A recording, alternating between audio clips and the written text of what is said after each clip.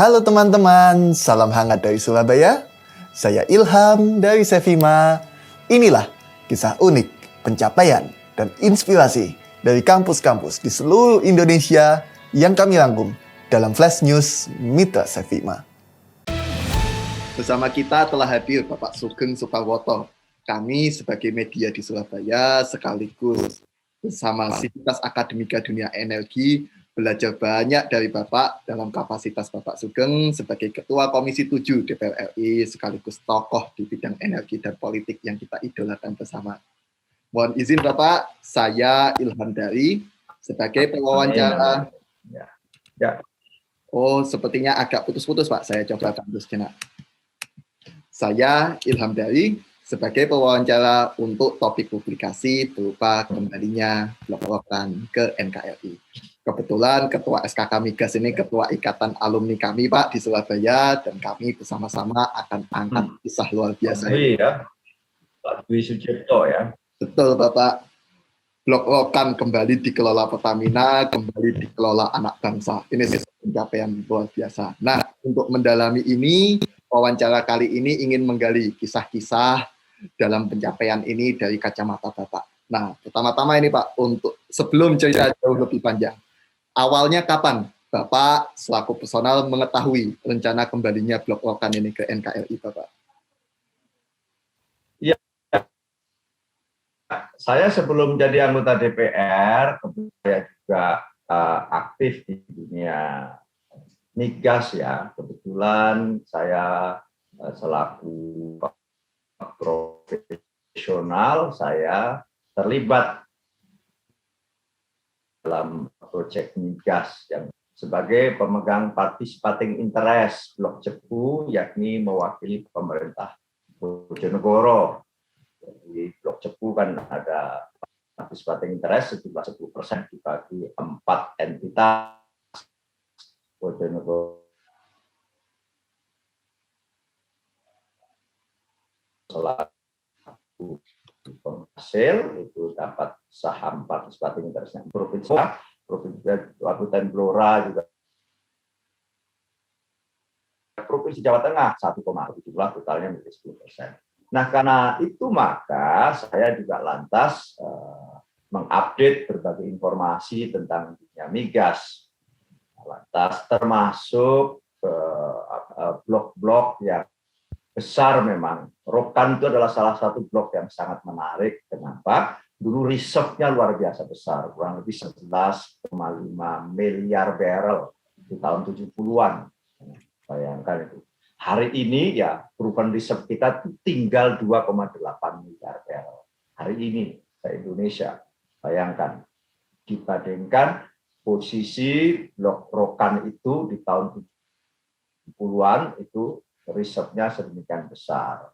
Sehingga baik dalam konteks Indonesia maupun internasional, rokan itu sangat terkenal di dunia internasional, termasuk produk-produk minyak yang dihasilkan. Ada Minas, kan waktu itu kalau kita ingat, zaman Pak Subroto sebagai Menteri Energi, waktu itu, kalau sekaligus penjelasan tentang minyak selalu dan tentang standar brand, dan juga ada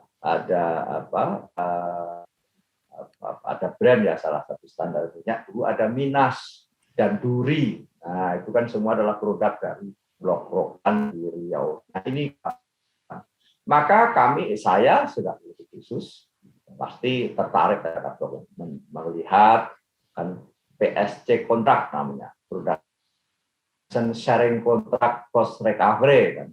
Itulah yang memang dulu skematisnya kan banyak kan itu. Lantas kita juga lihat kapan berakhirnya kan begitu. Dulu adalah namanya K3S termasuk Chevron, itu jangka waktu kontraknya 35 tahun dan begitu. Nah, ternyata cut off date-nya, jatuh tempo habisnya adalah di bulan Agustus, tanggal 9 Agustus tahun 2021. Kan begitu. Jadi menarik. Lantas sebelum itu kan lantas isu meninggi tentang Chevron CPI ya, Chevron Petroleum Indonesia itu, lantas siapa yang akan? Nah, di situ waktu diskurs si panjang, meskipun saya belum jadi anggota DPR karena saya jadi anggota DPR per tahun 2019 sekarang. Tapi isu tentang Chevron, tentang blok Rokan itu sudah sejak tahun 2015, 2016 itu sudah ini sekali, karena waktu itu juga kurang lebih bersamaan beberapa waktu lalu kan adalah blok Mahakam, gitu loh. Jadi isu sudah mulai mengemuka, lantas bagaimana katakanlah sikap kita bersama terhadap blok Rokan yang akan habis kontraknya di tahun 2021 tanggal 9 Agustus. Lantas orang bicara terhadap Rokan dalam posisi minyak Indonesia. Yakni pertama pasti yang sering dibahas adalah reserve-nya tinggal berapa, lantas bisa diproduksi satu liftingnya berapa, itulah yang terjadi.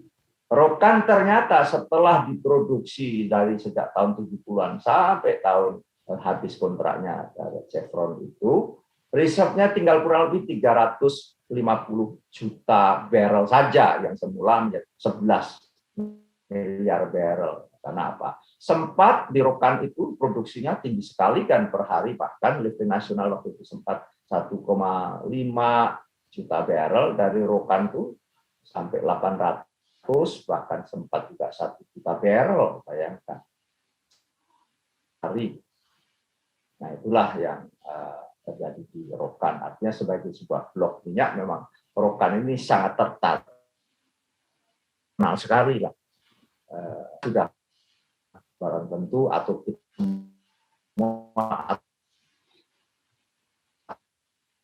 siapapun yang kondisi Rokan itu. Nah, sehingga kami terlebih setelah dan terlebih khusus saya di daya mineral dan ristek dan sekarang masuk perindustrian, maka intensitas karyanya pasti semakin tinggi.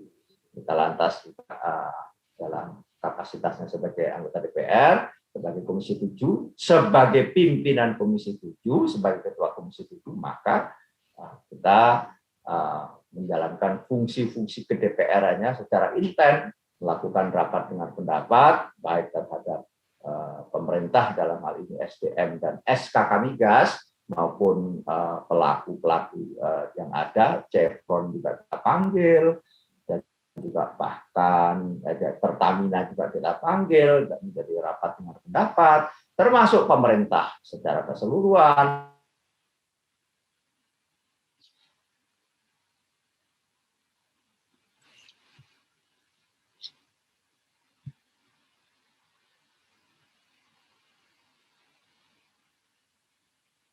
DPR akan 3 fungsi, motifnya begitu, fungsi legislasi, fungsi budgeting, dan fungsi pengawasan. Itulah yang kita lakukan. Kami melakukan tadi rapat-rapat dengar pendapat tadi. Saya kira itu jadi ketertarikan saya secara pribadi maupun sebagai pimpinan Komisi 7 sudah sejak lama terhadap blok Rokan ini. Saya kira itu, Bung. Siap Bapak. Nah, menarik tadi Bapak sebutkan bahwa ada pemanggilan dari PT Chevron Pacific Indonesia, dari pemerintah dan lain-lain. Nah, salah satu yang jadi kenangan Mas pertama itu Pak, pertama kali rapat Komisi 7 DPR bersama PT Chevron ini pada Januari tahun 2020.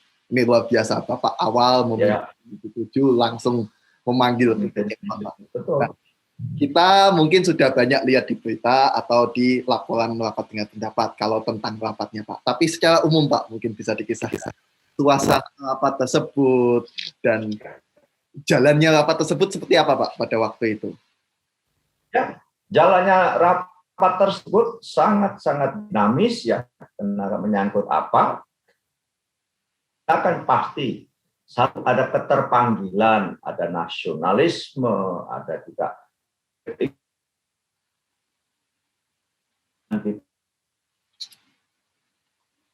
buat lebih banyak terhadap dia berkembang suasana waktu itu, sepakat semuanya bahwa Pertamina lah yang akhirnya setelah Rokan habis tidak diperpanjang. Sudah dalam diskusi-diskusi panjang, di mana SKK Migas sebagai regulator dalam hal ini yang sudah memutuskan untuk tidak diperpanjang, pemerintah melalui SDM dan SKK Migas. Lantas kalau tidak diperpanjang kepada siapa? Kami semuanya di Komisi Usaha yang badan usaha kita, BUMN kita yang kita andalkan, yang menjadi flag carrier dalam bidang migas, di bidang energi khususnya migas, maka Pertamina lah yang kita serah kelolakan kepada Pertamina. Tetapi tetap saja Pertamina sebagai BUMN, sebagai operator migas juga harus menjalankan fungsi-fungsi sebagaimana layaknya operator migas yang lain. Dalam pada itu maka Pertamina misalnya dikenai kewajiban-kewajiban sebagaimana juga kewajiban-kewajiban bagi operator-operator migas yang lain. Misalnya apa? Pertamina lantas ada kewajiban membayar signature bonus sejumlah 700 juta dan sebagainya. Dan seterusnya transformasi dari Chevron kepada Pertamina itulah juga terus kita kawal. Nah, itu terus kita adakan rapat-rapat. Misalnya apa? Menyangkut pertama SDM-nya bagaimana. Pertama adalah tentang pasti tata kelola dan juga menyangkut tentang legalitas secara hukum.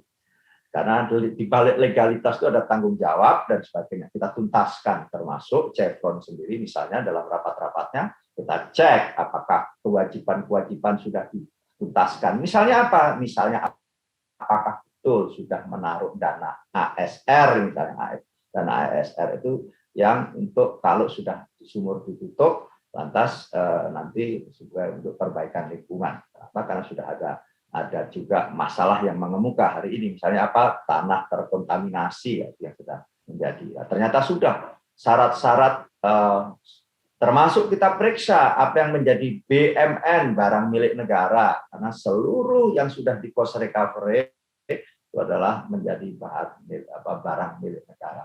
Ada sejumlah berupa barang maupun tanah dan sebagainya. Baik itu yang sedang dalam itu kapasitasnya untuk proses produksi maupun yang lain-lain, kami tuntaskan. Ada audit, semacam audit yang disampaikan oleh beberapa lembaga independen audit yang itu yang kita juga baca bagaimana pertanggungjawaban Chevron ketika melepas blok Rokan ini dan akhirnya kepada pemerintah, kepada SKK Migas, dan oleh pemerintah diserahkan ke Pertamina. Suasana rapat adalah semuanya dengan pasti dinamika yang tinggi dan semuanya menghendaki bahwa itu kembali kepada pemerintah Indonesia kita. Tetapi kami semua mengingatkan juga bahwa ini adalah dalam konteks hal bisnis. Sebaliknya Pertamina yang kita tanya atau kita cek atau kita betul-betul pertanyakan kemampuan Pertamina dalam mengelola blok Rokan.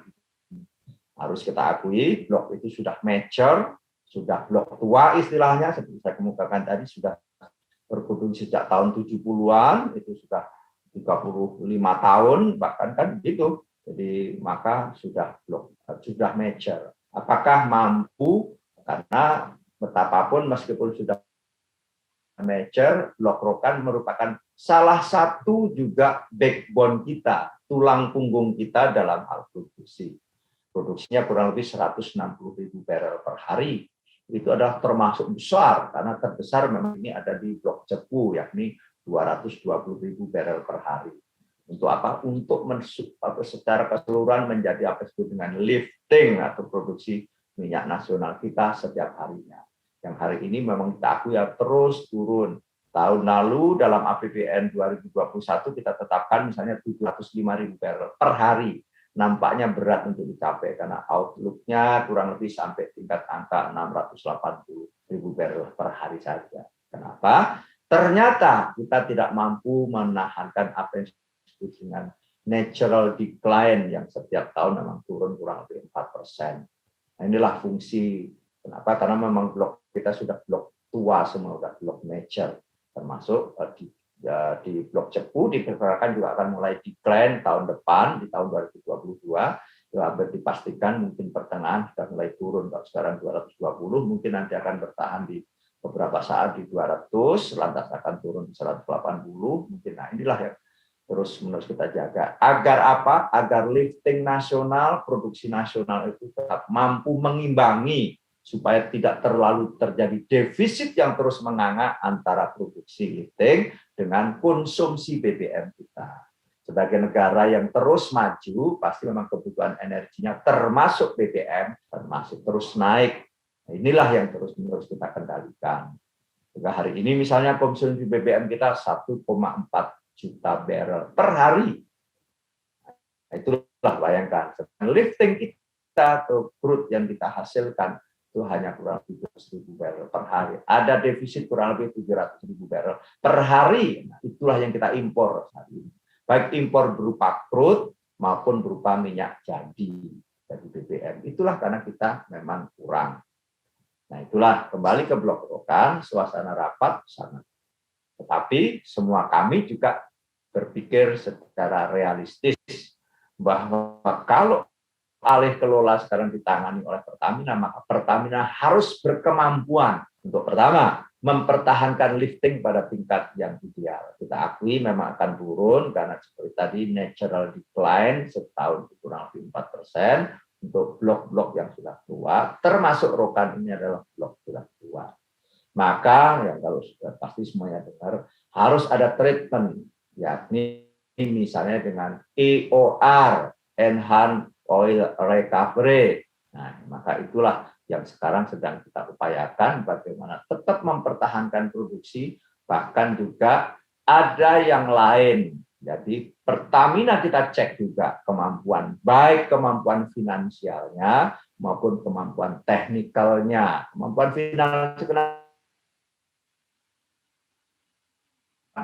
Karena untuk misalnya cadangan yang ada harus melakukan pemboran waktu itu sudah kita hitung pemborannya kurang lebih sampai harus 90 bor. Nah, kita beruntung Chevron itu ada pengalaman di Blok Mahakam, maka waktu itu SKK atau pemerintah SKK mewajibkan bagi K3S yang dalam termin tertentu mau habis masa kontraknya harus tetap melakukan eksplorasi. Nah, sehingga Chevron itu melakukan pemboran juga waktu itu yang jumlahnya kurang lebih 50. Maka bagi Pertamina begitu diambil alih masih ngebor lagi kurang lebih 40-an sumur, dan itu biayanya besar. Karena satu sumur kurang lebih $7 juta juga. Nah, inilah misalnya kayak begitu. Maka yang kita cek selanjutnya bagi Pertamina adalah kemampuan Pertamina, bagaimana transfer pengelolaan dari Chevron ke Pertamina apakah mampu dikerjakan secara baik. Ini yang menjadi catatan. Kenapa? Karena sebutkan lesson learned di Blok Mahakam itu baik minyaknya maupun gasnya turun terus. Nah, ini kan menjadi pembelajaran kita semuanya. Memang apa yang kita pahami dalam gas minyak padat modal, padat teknologi, maka kita nasionalisme boleh saja. Tapi kita harus nasionalisme yang realistis. Itu yang realistis apa? Nasional. Tetap aspek-aspek yang memang sebagaimana diamanahkan dalam konstitusi kita, kayak pasal 33 Undang-Undang Dasar 45 kan bunyi air kekayaan terkandung dalamnya dikuasai oleh negara. Barang yang menghadapi yang menyangkut hajat hidup orang banyak juga dikuasai oleh negara. Tetapi kita juga harus realistis. Menguasai itu tidak harus 100% dimiliki. Menguasai adalah mengatur, mengontrol. Untuk apa? Untuk digunakan sebesar-besarnya kemakmuran rakyat. Kan itu konstitusi kita. Nah, inilah kami di Komisi 7 senantiasa berpijak pada desain dan dasolen. Desain itu adalah hal-hal yang sifatnya ideal, dan itu harus kita letakkan dalam leverage bagaimana kita memahami sumber daya alam kita, tetapi juga dasolennya kita harus apa yang ada yang berpijak kepada realitas yang ada. Kenapa? Ngangkat minyak dari perut bumi itu biayanya tinggi sekali juga. Ini harus menjadi pemahaman kita semuanya. Kita kadang-kadang kan apalagi yang maaf kalau beberapa yang tidak paham maka Kita kan milik kita, maka kita harus ambil alih sekarang juga, harus menjadi dan sebagainya supaya oke, kalau ambil alih setuju, tapi apakah dengan diambil alih sekarang ini lantas kita mampu untuk mengangkat minyak itu? Ingat ya, mengangkat minyak perlu biaya, juga perlu teknologi. Karena kita sebaiknya adalah sekali lagi nasionalisme kita dudukkan pada nasionalisme yang realistis, tetap sebesar-besarnya untuk kemakmuran rakyat. Itulah kalau kita menggambarkan suasana waktu itu awal tahun, awal-awal juga saya memimpin komisi langsung yang kita ini adalah bahas tentang blok rokan. Saya kira itu, Bu. Luar biasa.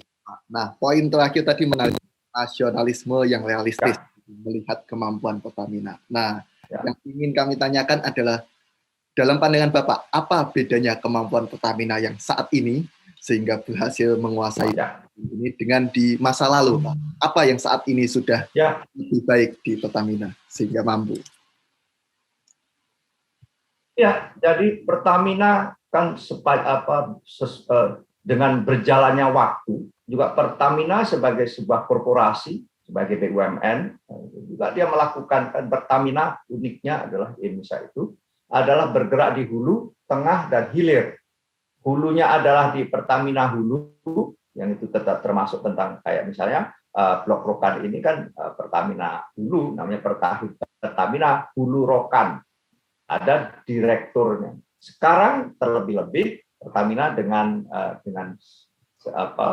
secara korporasi menjadi holding dan sub-holding, di mana sub-holding itu juga merupakan perusahaan-perusahaan yang dengan direktur utama bahkan begitu secara kelembagaan. Nah, saya kira jauh lebih maju, jauh lebih berkemampuan lebih. Sekali lagi, selama ini juga Pertamina kan di mana-mana juga selalu bermitra dengan K3S sebagai contoh, misalnya di Blok Cepu. Blok Cepu kan itu juga bermitra dengan Exxon Mobil Pertamina. Artinya dengan kemitraan semacam itu, dengan terus-menerus ada lesson learn, ada pembelajaran baik secara teknologi maupun kemampuan keekonomiannya, maka Pertamina lantas menjadi sebuah entitas yang besar hari ini. Bahkan masuk Fortune kan 500 perusahaan yang berskala ekonomi besar, itu adalah salah satunya Pertamina. Nah, sekaitan dengan itu maka terjadilah juga transformasi, transfer knowledge, transfer management, maksudnya kemampuan-kemampuan itu. Nah, hari ini Pertamina bahkan kalau kita sebut tadi lifting minyak kita kurang lebih 700.000, setidaknya yang ada di APBN, meskipun untuk tahun-tahun terakhir ini tidak tercapai, tetapi produksi Pertamina sudah hampir 300.000 barrel juga. Dengan masuknya blok rokan akan menjadi hampir 400.000 barrel per hari. Artinya apa? Pertamina sekarang sudah masuk memproduksi atau lifting lebih dari 50% lifting nasional kita. Kemampuan Pertamina sudah luar biasa. Tetapi sekali lagi dalam hal pengelolaan migas ini tidak sekedar kemampuan manajerial atau kemampuan knowledge dan sebagainya, tetapi juga diperlukan dengan kemampuan finansial. Nah, inilah maka misalnya kayak Pertamina dulu atau sub-holding yang lain itu akan memperbesar kapasitasnya dengan misalnya dengan IPO, initial public offering, atau go public sahamnya. Ini kan menjadi sampai diprotes kan, misalnya Serikat Pekerja Pertamina misalnya memprotes ke Mahkamah Konstitusi, dan sudah 2 minggu lalu atau seminggu yang lalu bahkan baru-baru ini Mahkamah Konstitusi sudah memutuskan bahwa kalau toh go public atau IPO itu bukan berarti kita adalah menjual seluruhnya, atau kita tidak bisa mengontrol atau dikuasai atau bertentangan dengan konstitusi kita, kan itu yang digugat. Kira itu sehat-sehat saja, harus ditradisikan begitu. Kalau tidak setuju dengan harus melalui proses hukum, toh untuk menguji apakah apa yang dilakukan bertentangan dengan konstitusi atau tidak, itu kan sudah ada Mahkamah Konstitusi, dan Mahkamah Konstitusi memutuskan bahwa kalau toh Pertamina nanti akan IPO, subholdingnya adalah tidak melanggar konstitusi. Nah, itulah dengan demikian kalau mau meningkatkan kapasitas knowledge dari SDM-nya yang super handal, harus handal, harus adaptif terhadap perkembangan teknologi, juga secara sistem manajemennya harus handal, penguasaan teknologinya handal, tetapi juga hal penting adalah tersedia capital atau modal yang juga cukup. Nah, itulah maka paling murah untuk mendapatkan capital adalah di pasar modal, paling sehat. Kenapa? Karena sebagai BUMN mau bagaimana kalau enggak IPO? Nanti misalnya apakah minta PMN, penanaman modal pemerintah negara, itu kan berat hari ini di mana kita secara APBN, kita defisit neraca defisit APBN-nya juga tinggi, kan hampir 3%, kurang lebih kurang lebih 1.000 triliun defisit kita, kan nggak mungkin lagi dari mana uangnya kalau untuk nambah. Maka yang benar adalah melalui pasar modal. Itulah kemampuan Pertamina hari ini yang sudah juga masuk ke global enterprise 500 perusahaan dunia. Pertamina masuk, saya kok lupa di nomor seberapa. Intinya itulah. Jadi kembali lagi kemampuan Pertamina sekarang dan juga insya Allah nanti juga entitas-entitas lain atau enterprise atau korporasi-korporasi lain harus terus berkompetisi, mampu berkompetisi dengan kompetitor lain. Misalnya di Indonesia kita semuanya kenal, ada misalnya Medco, ada yang lain-lain. Mudah-mudahan ini juga menjadi operator-operator atau menjadi perusahaan-perusahaan migas yang handal. Samping kita punya BUMN namanya Pertamina, yang itu di hulu ada namanya Pertamina Hulu atau PHE, di Rokan namanya PHR, Pertamina Hulu Rokan. Di tengahnya ada Pertamina Refinery, itu di tengahnya dengan apa? Dengan refinery atau kilang-kilang yang ada. Sekarang sedang mengerjakan proyek namanya RDMP, Refinery Development Program, itu insya Allah kalau semuanya bisa tercapai, termasuk GRR atau Grassroots Refinery yang dibangun di Tuban, ya kalau semuanya itu tercapai, di tahun 2026 itu rencananya refinery kita atau kilang kita mampu memproduksi sehari kurang lebih 2 juta barrel crude menjadi minyak. Inilah yang kita cerakan. Kenapa? Karena kita perkirakan meskipun tetap kita kendalikan, sekali lagi ya, konsumsi BBM kita kendalikan dengan apa, misalnya dengan kebijakan mobil, motor listrik, tetapi tetap saja kita sebagai negara yang begitu luas, sebagai penduduk yang besar, juga konsumsi BBM tampaknya akan terus naik. Nah, itulah supaya untuk menghindari gap antara konsumsi dan produksi baik produksi dalam crude maupun produksi minyaknya, maka kita produksi BBM-nya, maka kita perbesar juga kapasitas pengolahan dari crude menjadi BBM, yakni di refinery atau kilang-kilang.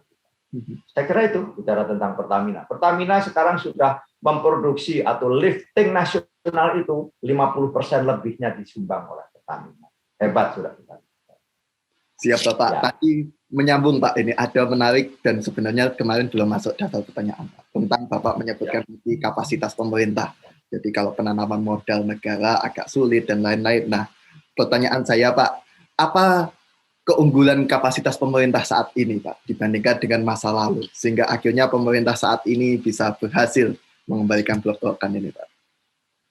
Ya, jadi siapapun pemerintahnya kan, yang penting adalah kebijakannya, konsistensi kebijakan atau kemampuan mengelola negara secara sistemik, secara berkesinambungan, dan juga bisa terukur kebijakan-kebijakan bagi apa? Bagi investor misalnya. Kenapa? Ingat, sebuah negara memerlukan investasi. Karena kalau untuk tumbuh ekonomi itu adalah ada syarat-syarat. Satu, investasi.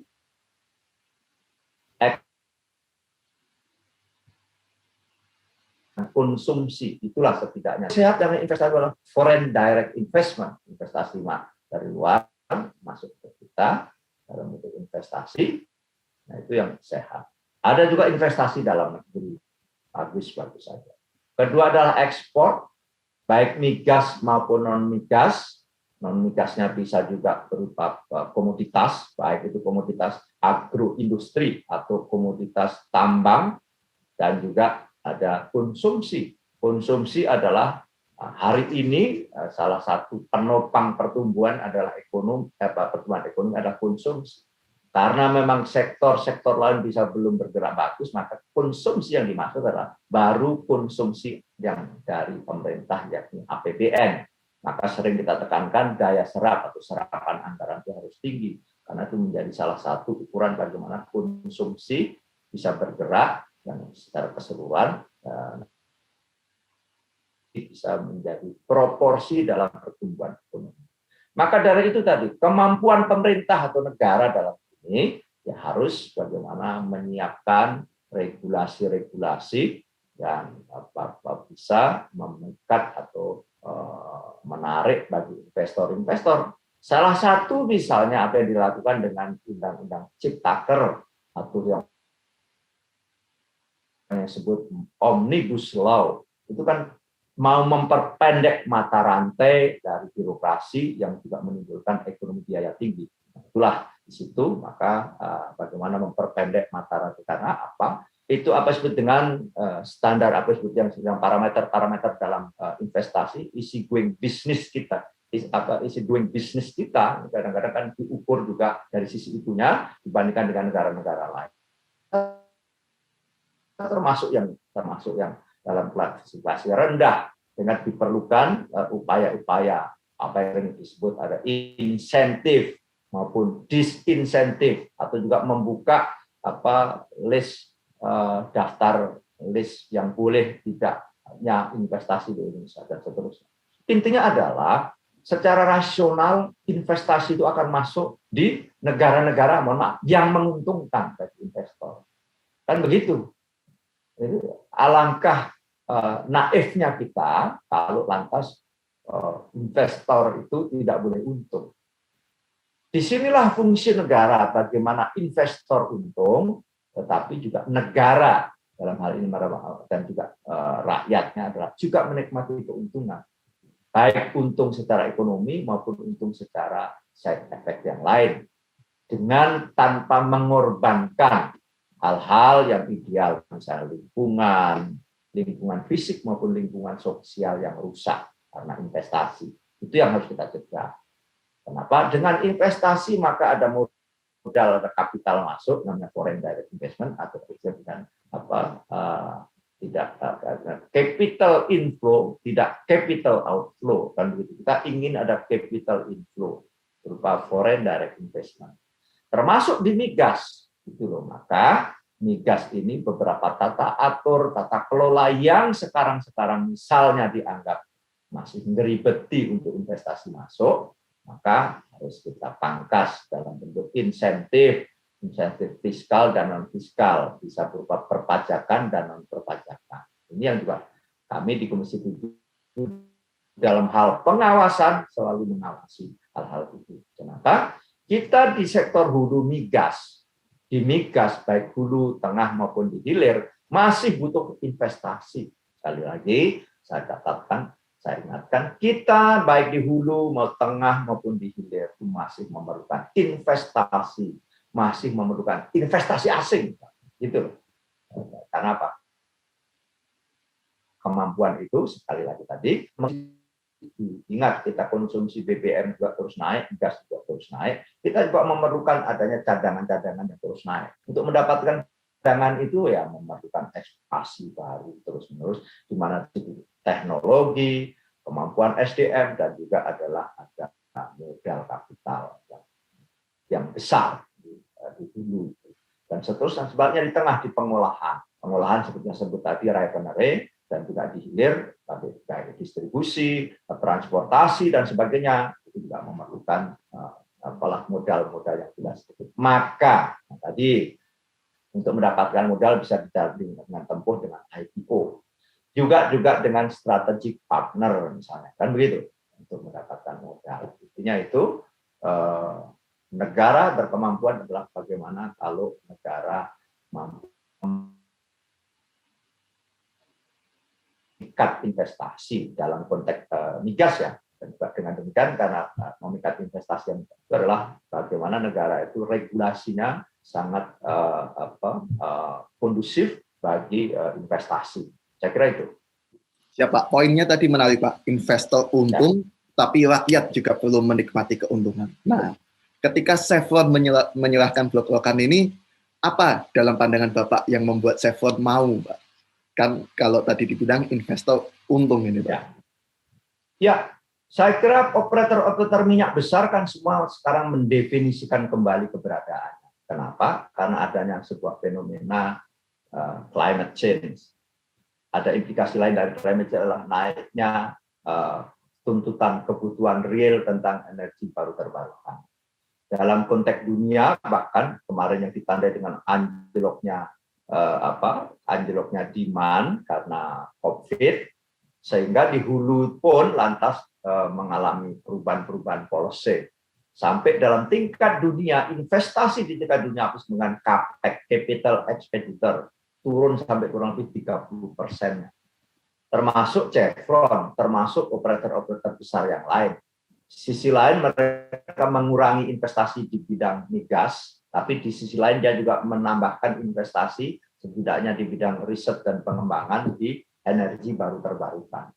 Sehingga ya, mungkin pertimbangan Chevron dilihat reserve-nya juga tinggal sedikit, katakan versi Exxon ya, meskipun itu masih cukup besar, apalagi konon kalau dengan teknologi tertentu bisa ditingkatkan lagi reserve-nya atau dengan pemboran-pemboran diharapkan nanti menemukan cekungan-cekungan yang memang di situ ada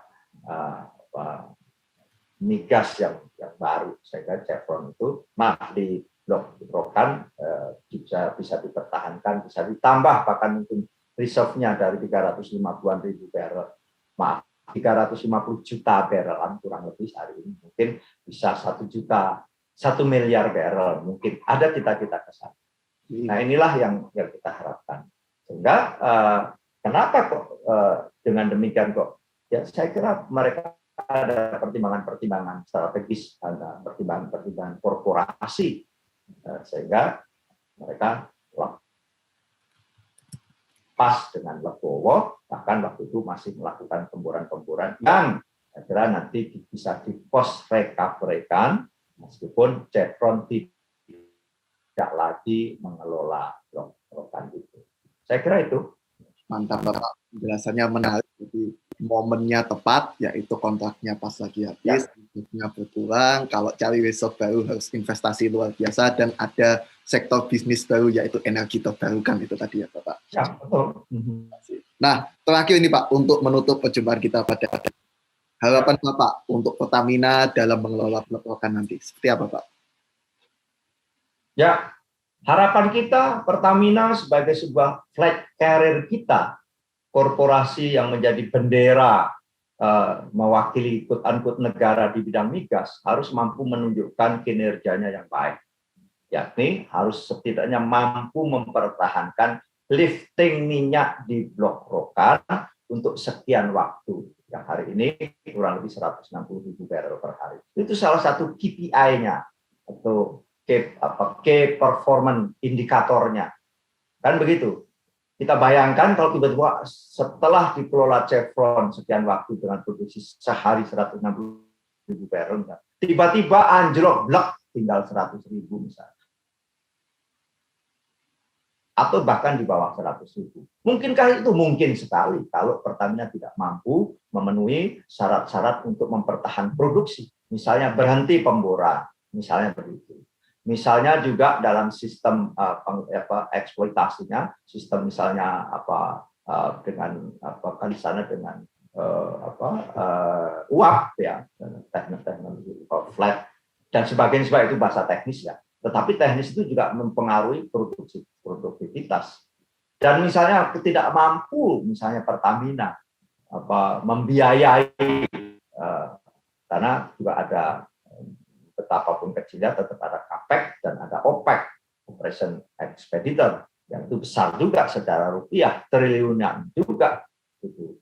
Nah inilah, maka dari itu, dan itu sudah dilakukan, bagaimana Pertamina melakukan persiapan menerima blok rokan itu, baik sisi finansial maupun dari sisi kemampuan SDM, kemampuan teknologi dan sebagainya. Misalnya apa? Misalnya di bidang POR, enhanced oil recovery misalnya. Pertamina saya mendengar dan juga kita menyaksikan bagaimana kerjasama dengan banyak pihak untuk menghasilkan surfaktan, yakni cairan kimia untuk mengurai atau sebaliknya mengikat karbon hidrokarbon sehingga bisa memisahkan antara air, minyak dan gas menjadi sebuah lifting, baik itu lifting minyak maupun lifting gasnya. Di blok rokan memang kebanyakan adalah liftingnya minyak yang dihasilkan. Jadi sekali lagi harapan kita terhadap Pertamina adalah mampu menunjukkan sebagai BUMN kita yang juga bergerak di bidang hulu, Pertamina Hulu Rokan adalah dengan KPI yang jelas. Salah satu standar KPI-nya adalah bagaimana mempertahankan lifting minyak di blok rokan. Dan saya yakin insya Allah mampu.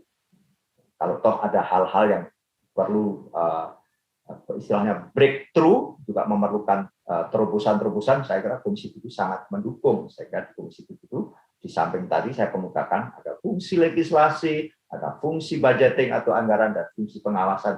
Ditambah satu namanya fungsi problem solving. Nah, misalnya kayak begitu. Kami telah melakukan banyak hal, baik itu blok existing maupun persoalan-persoalan pengelolaan migas secara teknis maupun secara kelembagaan, tata kelolanya, hubungan antar pusat daerah misalnya. Pada sisi lain kami selalu juga menyiapkan diri menjadi problem solving. Saya kira itu, Bung. Terima Jadi kasih. harapan kami Pertamina adalah kehebatan Pertamina dengan jelas KPI-nya, yakni adalah dengan mempertahankan lifting di blok rokan. Saya kira itu. Terima kasih. Terima kasih Bapak Sugeng Suparwoto, Ketua Komisi 7 DPR RI. Salam hormat kami Pak dari Surabaya untuk Bapak. Ya, salam hormat DPR. Amin. Ya. Siap. Salam hormat juga bagi pemirsa. Apa ini? Sefima Bapak. Namanya ini podcast ya atau apa? Iya Pak. Ya, jadi salam hormat. Sefima podcast ya. Salam hormat untuk semuanya. Salam sehat. Kita tetap sehat dan terus-menerus mari kita optimis hidup ini, bagaimana berperan di masing-masing sektor. Insya Allah ikhtiar kita bersama ini dengan COVID yang terus-menerus menurun, melandai dan turun, kita akan segera bangkit sebagai bangsa. Dan saya di Komisi 7 yang membidangi energi, sumber daya mineral, ristek dan perindustrian, insya Allah akan menjalankan peran dan fungsinya, mengingat segala integritas yang kita pertaruhkan. Insya Allah kita akan bekerja sebaik-baiknya demi kepentingan masyarakat bangsa dan negara. Terima kasih. Terima kasih. Selamat siang Bapak Sugeng. Solusi teknologi perguruan tinggi Anda. Sefima, Revolutionize Education.